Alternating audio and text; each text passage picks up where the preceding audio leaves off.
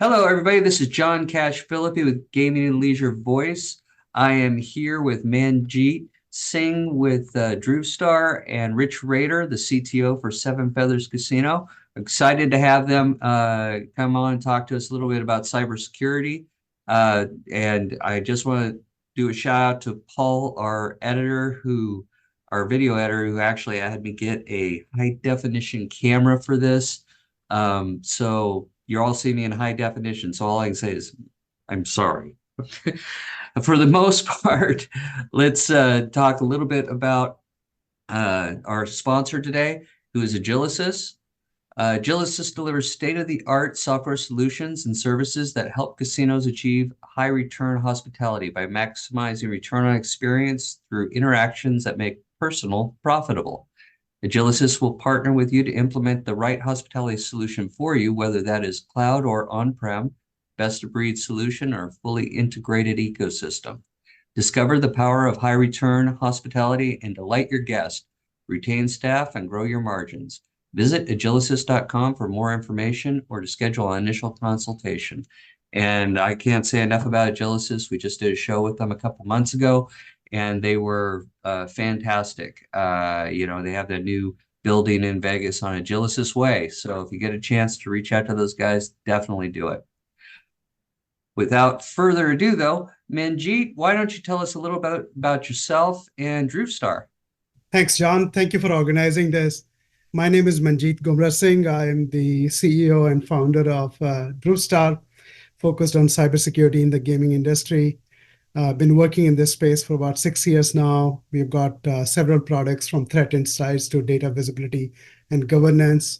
We are at the forefront of trying to tackle this big risk that the gaming industry faces around cyber risk. Prior to that, I have worked for several gaming companies and general technology companies for about 30 years. Been in the industry for a long time, and I've seen a lot of attacks where we have learned from.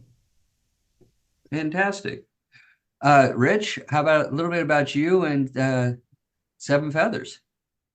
Thank you so much, John and Manjit. My name is Richard Rader. I am the Chief Technology Officer for Seven Feathers Casino Resort, located in the beautiful rural property of Canyonville, Oregon. We are the only casino located on Interstate 5 in Oregon. We are 99 miles north of the California border. That's our geography location, halfway between Eugene and Medford. We're a relatively smaller casino. We've got about 1,000 slot machines, 22 table games, about 7 restaurants. But the tribe has many other businesses that are also affected by its cybersecurity posture and position. I've been here at the operation now for almost 13 years.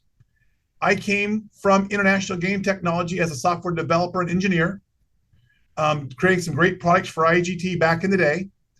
Now I'm here with Seven Feathers, really enjoying this whole area, the opportunities, and love to work with Jeannie and with Gaming and Leisure. That's fantastic and great introduction. You've got to talk about the travel center because you guys have the world's greatest travel center and RV park. I think it's amazing.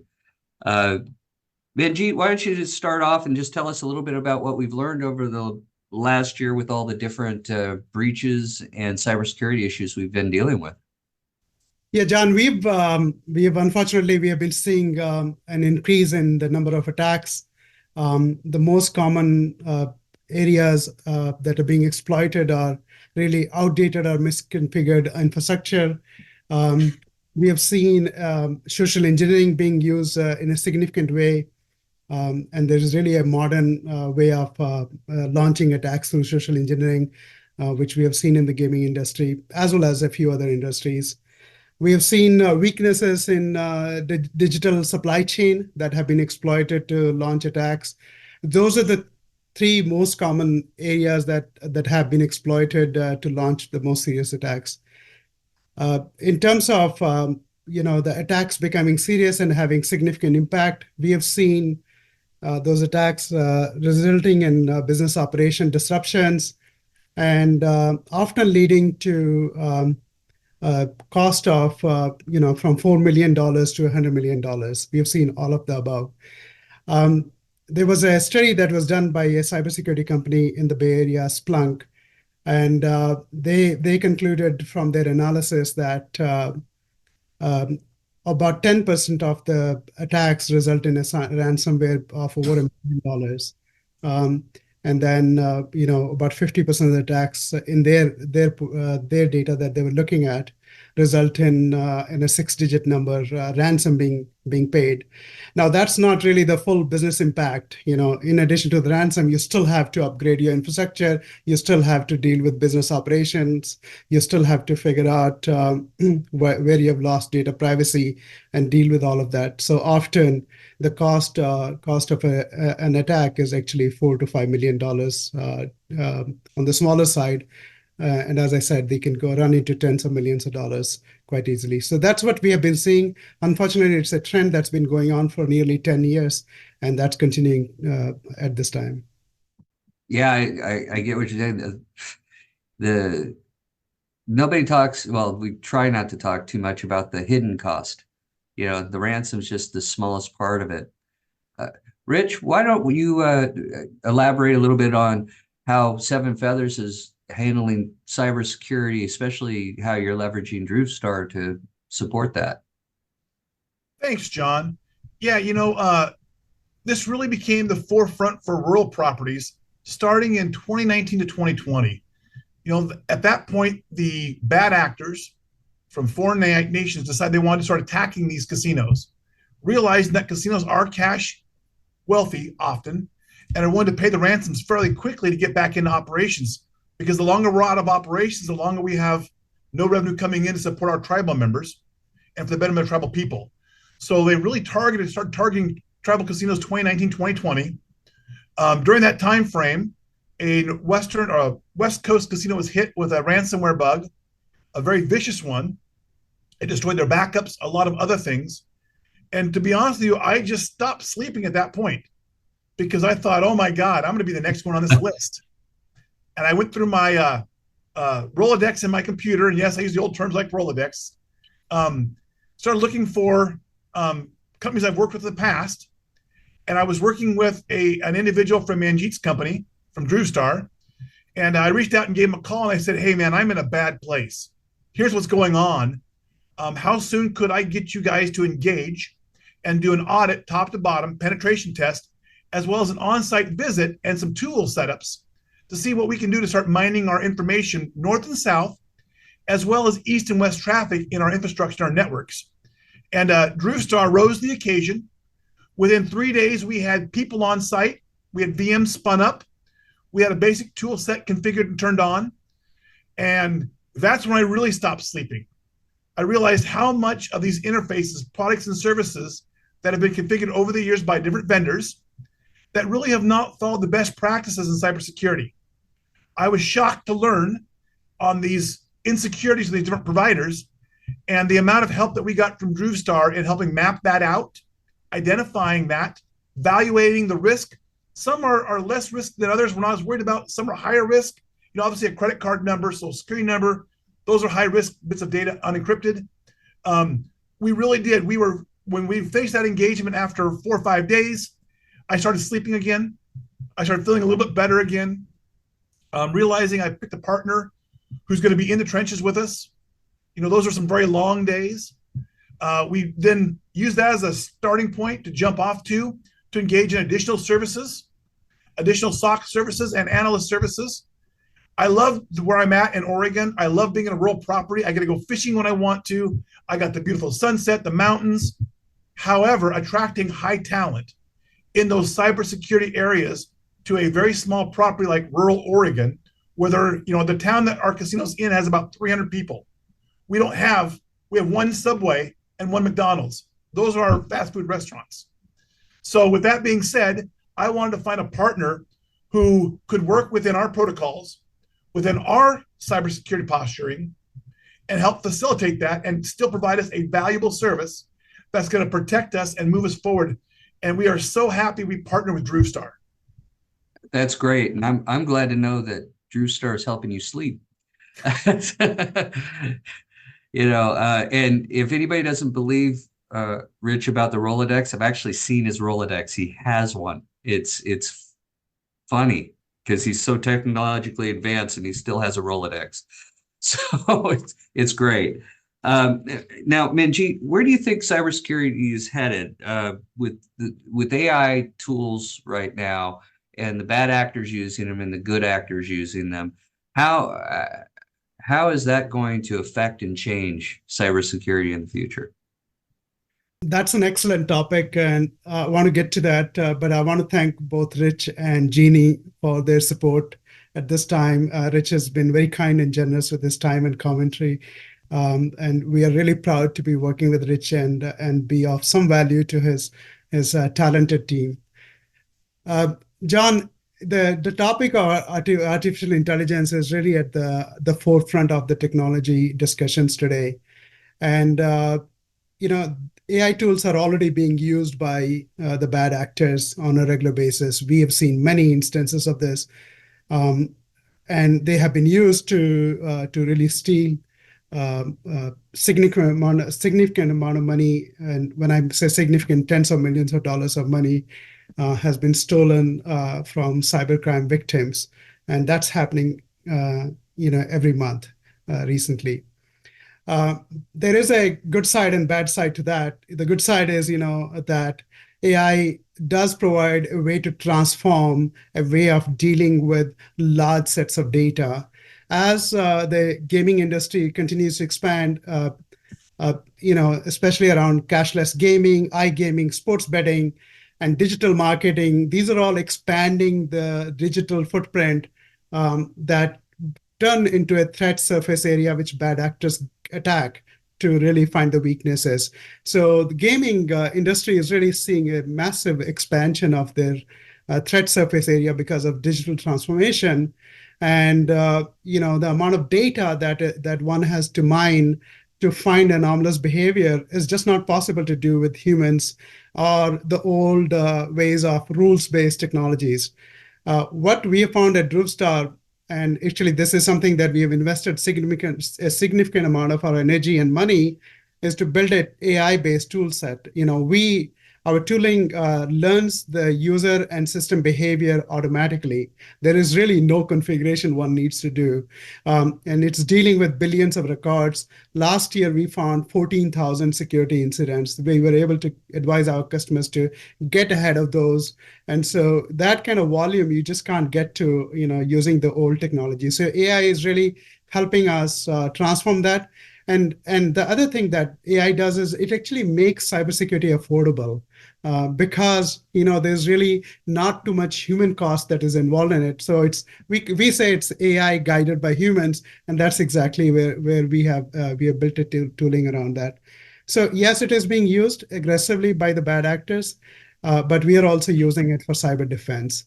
The main issue that we run into is really the lack of visibility that our clients might have around certain infrastructure. So I talked about exploitation of misconfigured or outdated infrastructure, social engineering, knowing where the critical data is. Often companies do not actually have a good visibility on what is critical. And so the very first task we try to do is we try to learn using AI where those critical assets are, what's the state of those, and give them visibility. That is really the foundation. If you can't see it, you can't monitor it. If you can't monitor it, you can't defend it. So visibility is really the fundamental thing one needs to do. We have built technologies around visibility. We have actually trademarked data vision as a product that we've got. We've got threat insights. So we are using AI to in a big way, as you can tell, to help defend our clients. That's great. I mean, even that point you were talking about using AI for just finding the critical data alone. A lot of people even think to do that. They think of using AI in defense posture instead of offensive, which is great. Rich, why don't you tell us a little bit about your stance with AI and how you're using or not using AI to help you with against bad actors? Thanks, John. AI is part of our life now. It's a great, exciting new field. There's a lot of facets to AI, whether it be generative AI or machine learning or large language modeling. There are great tools in AI. There are some cautionary tools without the guardrails quite yet of more advanced components. But I think the machine learning aspect of AI, like Manjit has spoken about, where they look at all these behaviors and styles and examples, that it gives you a trigger or an alert or a notification, hey, something's odd. This behavior's changed all of a sudden. Go take a look at it. I do believe that human in the loop is an extremely important part of AI at this point in time, that AI can do great things for saying, hey, over here, something's wrong. Look. But it doesn't mean it's wrong. You still need that advanced. The AI is not quite at the point yet where it can make that binary decision of, I let this go, I don't let this go. That's going to be still a human in the loop. I'm a big proponent of, you can use generative AI, you can use all types of AI, but you also want to make sure you've got some oversight, some guardrails around it. One thing about a lot of the AI engines and models, it sends your data to the AI groups, like the chat groups and stuff, ChatGPT. They now have all that data. It knows your model, your version, your firmware, and that is also can be considered a roadmap for a threat actor to attack back in. So you do want to be careful with what you share with those AI tool sets, but the machine learning aspect, the large language modeling aspect, I know Microsoft's released some tools. We're very excited about Copilot for the government tenant, Note 365 coming out in the third quarter of this year, which will allow us to train our large language modeling to a specific data source in our network, in our secure area. One problem we have being very rural, remote properties is we do lose connectivity to the internet quite often. Yes, I have satellite backups. I've got other strategies and methods. But with the environment the way it is right now, it's not uncommon for us to lose power for 8 or 12 hours. And for us to lose power for 8 or 12 hours on generators is great for us. But all those POPs, all those connectivity centers of fiber retransmissions and telco services, those can't withstand 12 hours. They withstand about 2 hours. So we love AI. We love to use intelligent AI tools in our infrastructure, in our network. The one thing I'll say about DruvStar is they've been very flexible about coming on site and helping us install those tool sets and learning on site and having that source of truth in our property, so we ourselves can look at it. And then we have that phone call, hey, phone a friend situation. Hey, Manjit, this looks weird. Can you tell me what's going on? And get one of his analysts, the SOC, to dial in and do some more threat hunting for us. And I would say the threat hunting service from Manjit's team, where they've actually dialed in and found things that are suspicious, has stopped things from cascading or mitigated our data from being exploited that would may not have been encrypted before. It is now. So we really have used that advanced service. And of course, I'm a smaller property. I can't afford to have 5 cybersecurity analysts on staff.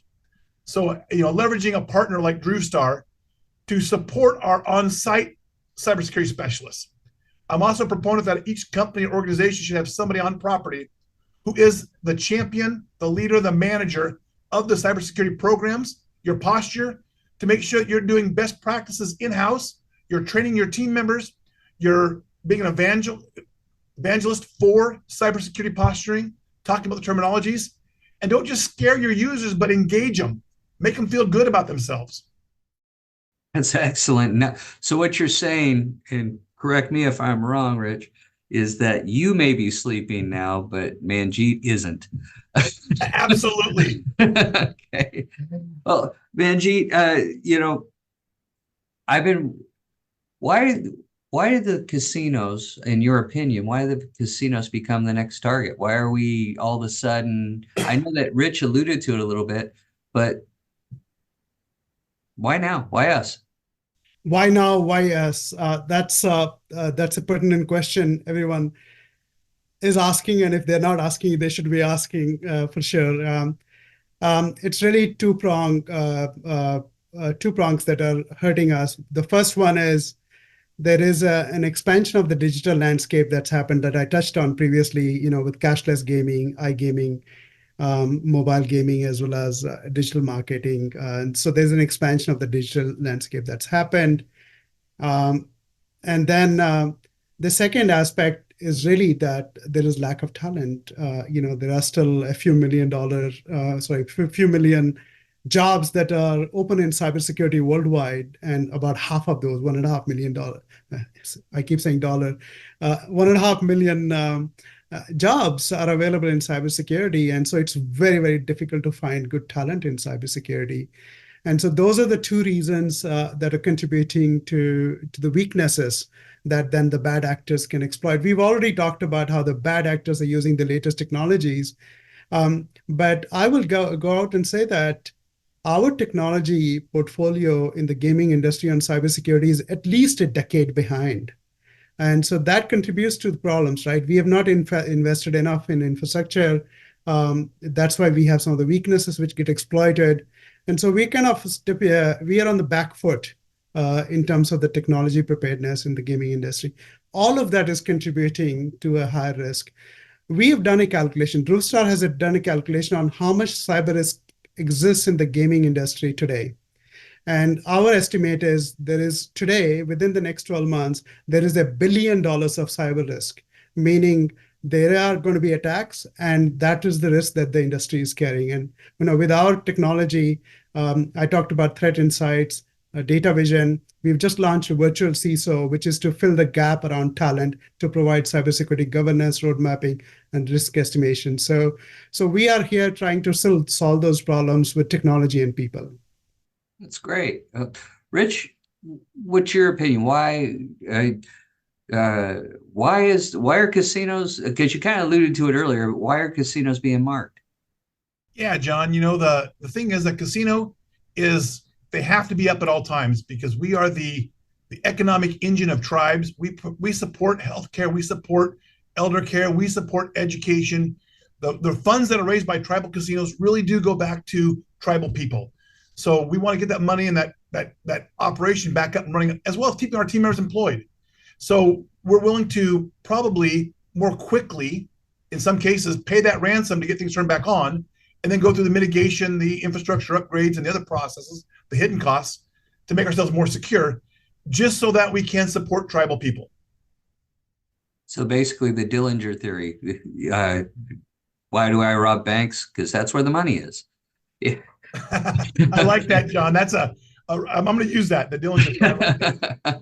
Well, that's fantastic. So, Manjit, Rich, any closing thoughts from the two of you as we wrap this up?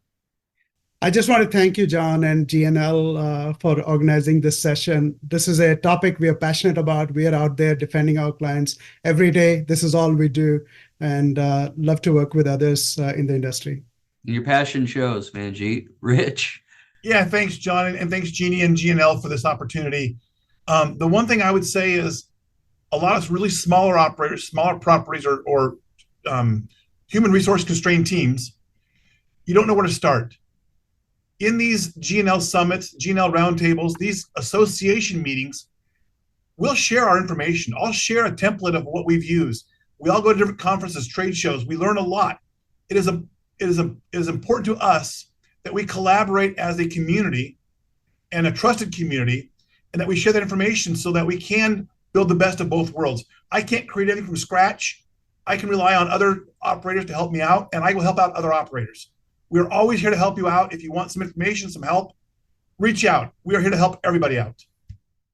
That's fantastic. And if any of you are out there actually looking at DruvStar or looking at a cybersecurity product like DruvStar or anything else, feel free to reach out to Manjit, and definitely feel free to reach out to Rich for the operational side of how that's worked out.